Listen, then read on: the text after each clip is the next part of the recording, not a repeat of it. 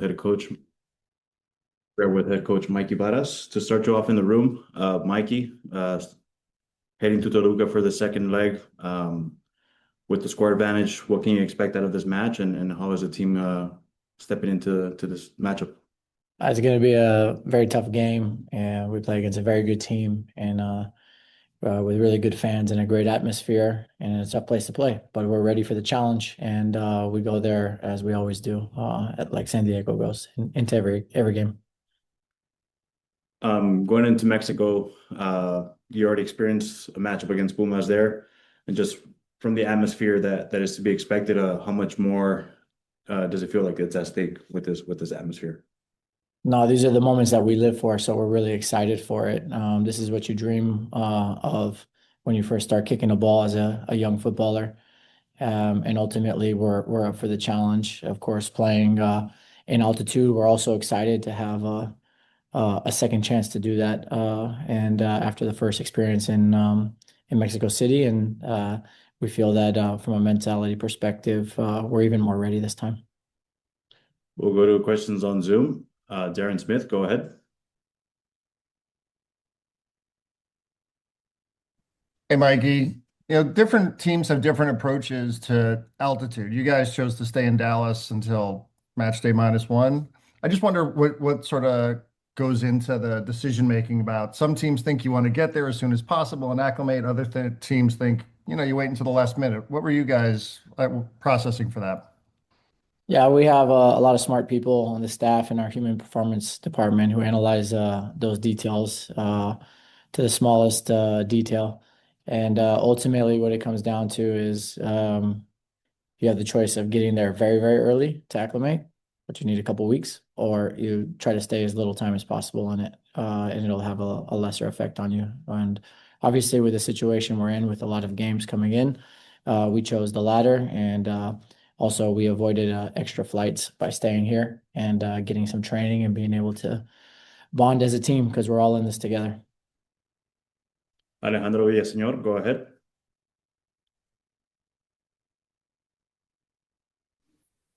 Hola, ¿qué tal, Miki? De este lado, Andrés Islas para Fox Sports México. Con esto que platicas del itinerario, ¿no? Al final de cuentas, preguntarte por qué San Diego puede llegar a vencer a Toluca pensando en la localía que es fuerte, 16 partidos seguidos sin perder, aunque ya San Diego le cortó esa racha, ¿no? Que tenía Toluca de 11 partidos al hilo sin conocer la derrota. Y aprovechar también para preguntarte por dos mexicanos, el caso de Irving Lozano, que ayer leía que pues ya al estar descartado, si es real esto de que saldrá una vez que termine la Copa del Mundo, y un segundo, el de Marcel Ruiz, que salió lesionado en el partido de ida, se va a perder varios meses de actividad, incluso el Mundial. Preguntarte si tienes algún mensaje para el mediocampista mexicano después de esta noticia. Gracias. Ya, sobre Irving no hay nada que decir porque mi enfoque está en el partido y en los jugadores con quien contamos. Y sobre Ruiz, no, fue una lástima porque es un gran jugador y se nota que es un chico que juega un tipo de juego muy completo. Se nota gran compañero, líder, bueno en ataque, bueno en defensa. Y cuando un jugador se lesiona así, es, eh, es triste para todo el mundo porque el salud del jugador tiene que venir primero y principal siempre.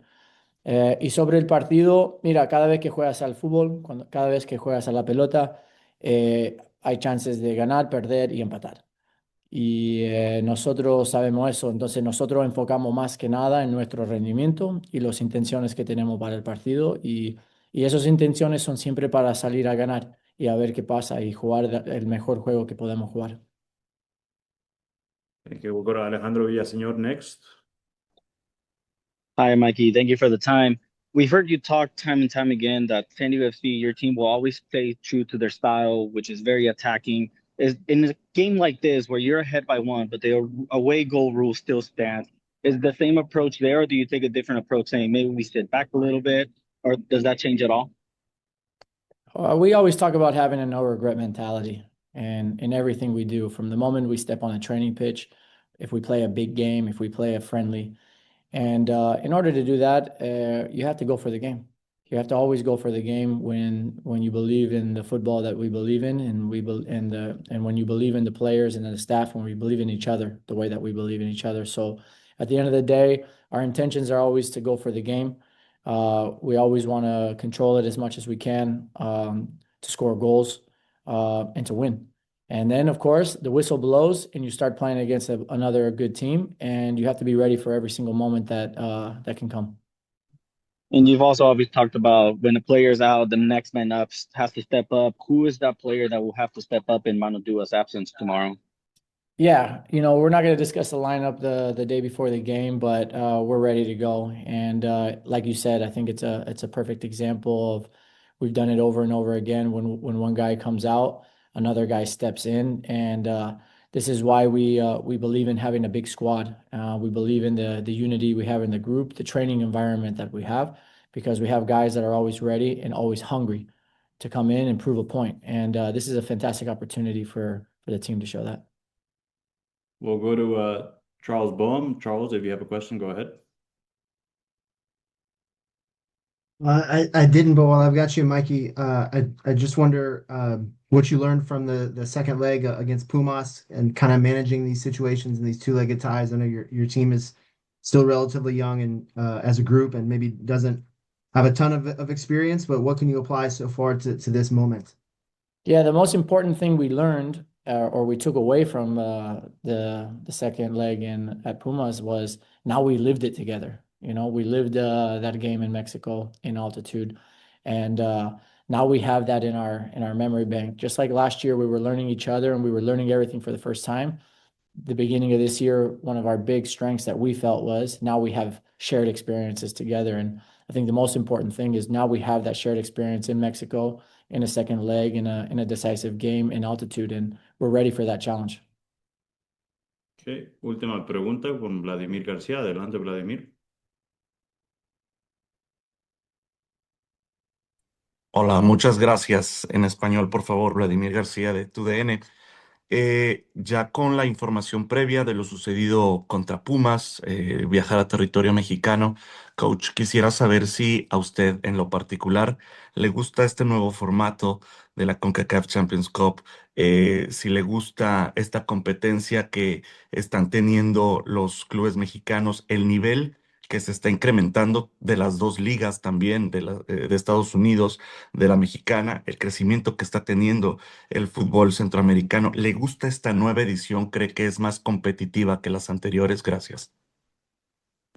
Bueno, es nuestra primera experiencia en la competencia y hemos jugado contra Pumas y Toluca, y para nosotros es buenísimo porque nosotros queremos probarnos, que nos queremos probar contra los mejores, y los primeros pasos como un club en este torneo han sido buenísimo contra un gran nivel de rival y en entornos muy buenos en los estadios. Entonces sí, yo diría que sí. Y para mí y para nosotros es muy importante que el MLS y la Liga MX va fuerte, porque creo que es fundamental para el fútbol en este continente, que todos países van fuerte en el fútbol al nivel de selección y también al nivel de liga y también al nivel de inferiores.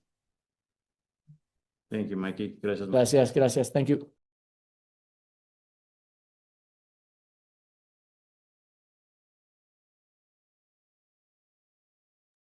Ladies and gentlemen, we're joined by forward Amahl Pellegrino.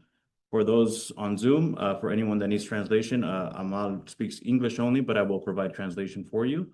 Estamos con el delantero Amahl Pellegrino. Para quienes necesiten traducción, estoy disponible para traducir preguntas y respuestas, solo que me avisen antemano. We're going to start off. Amahl, just coming off this first leg against Toluca, high stakes match, going to their house now. You lived it against Pumas. What can you expect against this matchup in Toluca, despite the obvious of the direct elimination? No, it's a game that's have a lot to play for, and it will be a completely different game than what we played home. And hopefully it will be a game that's going to be 11 against 11. And yeah, we are really looking forward to this kind of competition, and we have been preparing good since after a game against Dallas, and yeah, we're looking forward for the game tomorrow. Amal, háblanos de lo que se espera de este partido con eliminación directa. Sí, es un partido que se juega mucho, es un partido distinto al que jugamos en casa. Esperamos que sea un partido 11 contra 11 y estamos listos y dispuestos para arrancar este partido que va a tener muy buena competencia. We'll go to questions. We'll go to questions with Alejandro Villaseñor. Alejandro? I thank you for the time. In a game like this, where the away goal rule kind of makes an impact, is the team approach to try to get at least two early goals or try to get on the scoring sheet earlier, just to try to limit the chances of potentially maybe being eliminated if you guys don't get to 2 goals? Of course, if we have the chance to score early, we will love that. That's the mindset of the club. We always try to win the games, and as long as we win the game, I don't think the away goals have a much count. So we will always have the mindset that we want to win, and that's what we're aiming for. Darren Smith, go ahead.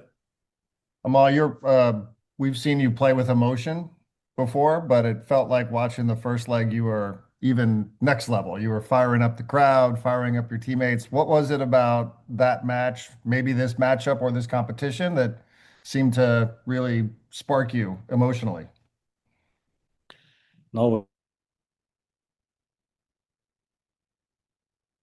it's the emotions from the crowd, and it's a special game. Of course, all games are special, and we always want to win, but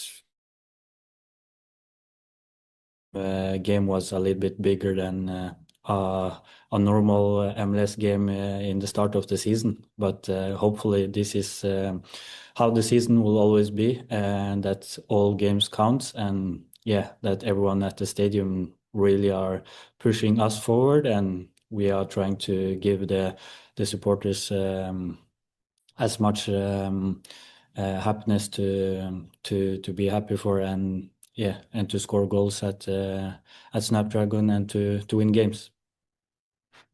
We'll give an opportunity for a final question in English before we move on to those in Spanish. If you have a question, please raise your hand in English. No? Okay, we'll go to Spanish. Andrés, vamos con Andrés primero y luego con Vladimir. Les traduzco la pregunta y respuesta si es que lo requieren. Thanks a lot. No, I can ask you in English. Don't worry. Hello, Amal. Andrés Islas from Fox Sports Mexico. I want to ask you, what did San Diego learn in Mexico City against Pumas that will help the team face this second leg in Toluca? And also, is there anything that could concern San Diego about what they might expect this Wednesday in Toluca? No, all these games, I feel it means a lot for the Mexican people, and we are lucky to have a lot of them home in San Diego too. So I feel the atmosphere is always incredible, and that was one of the things that we got to see in Pumas, and I think that in Toluca it will be even more crazier, if you can say it in that way. So we are really looking forward for the atmosphere, and of course it's a lot of things people are talking about, but we try to think about the football and what we can do on the pitch. Vladimir, adelante. Muchas gracias. Será una pregunta en español para tu DN. ¿Consideras que después de lo ocurrido el juego pasado por la desafortunada lesión de un jugador que era seleccionado mexicano, fue una alerta o es una alerta en la mente del futbolista, no solamente para este partido, sino para el torneo entero, de cuidarse, de quizás bajar la intensidad previo a una Copa del Mundo? Gracias. Due to the injury that happened in the last match for the Mexican national team player, Marcel Ruiz, do you think, or do you guys see it as an alert for the players to protect themselves ahead of the World Cup, for those that have World Cup contention? Of course, maybe people have that in mind, but first of all, it's really sad that he got a bad injury like he did, and We talked about it in the locker room, and no one noticed that it was a bad injury like that. So for him to miss the World Cup, it's maybe one of the worst slap you can get in the face at this point in the season. And we just hope that he will recover as fast as possible and to be able to play his game again. But I don't think you can think so much about it, because then it's maybe even easier to get a injury. So hopefully the game goes like it always goes, without injuries, and that it's a fair game. And we wish everyone the best health they can have. Sí, tal vez los jugadores lo piensan, pero primeramente es muy lastimoso y muy triste la lesión de Marcel. En el vestidor hablamos un poco de ello y no nos habíamos dado cuenta la gravedad de la lesión. Como te digo, es muy triste y sí nos afecta un poco que se pierda el Mundial. Es un golpe muy duro primeramente, y aún más con este punto de la temporada, teniendo el Mundial por delante. Le deseamos una recuperación muy pronta, que regrese fuerte y que pueda volver a su nivel en pronto tiempo. Pero también pienso que si nos ponemos a pensar de eso, tal vez se hace un poco más fácil ser susceptible de la lesión porque lo estás pensando, pero esperemos que el partido se desarrolle de la manera natural y que todo sea en buena causa y que salgamos todos con buena salud, y le deseo buena salud a todos en este partido. Última pregunta, final question. Vicky, go ahead.